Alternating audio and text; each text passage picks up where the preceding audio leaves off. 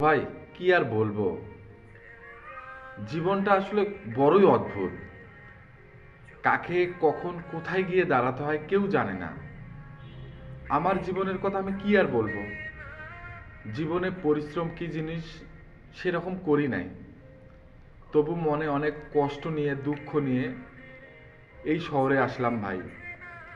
এসে প্রথম দিনেই ভাই আমি যেটাকে কখনো মেনে নিতে পারি না, সহ্য করতে পারি না আমার জীবনের সাথে, সেটাই শুরু হয়ে গেল। এসে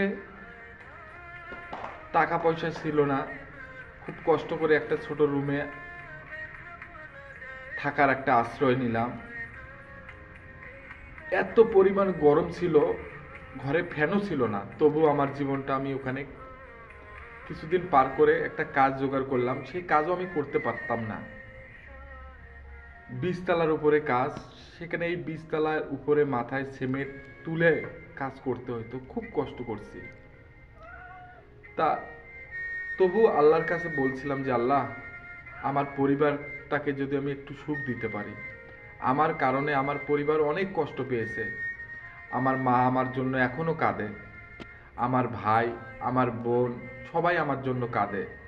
আমার স্ত্রী আল্লাহর কাছে সব সময় নামাজ পড়ে, তুমি জানো ভাই, সব সময় আল্লাহকে বলে যে আমি যদি একটা সম্মান পাই। আমাকে কেউ সম্মান করতো না। তা এত ত্যাগ নিয়ে আমি শহরে এসে আমার এই 20 তলার উপরে আমি সিমেন্ট মাথায় তুলা কোনোদিন তুলি নাই, তুলতে হয়েছে, কিছু করার নাই।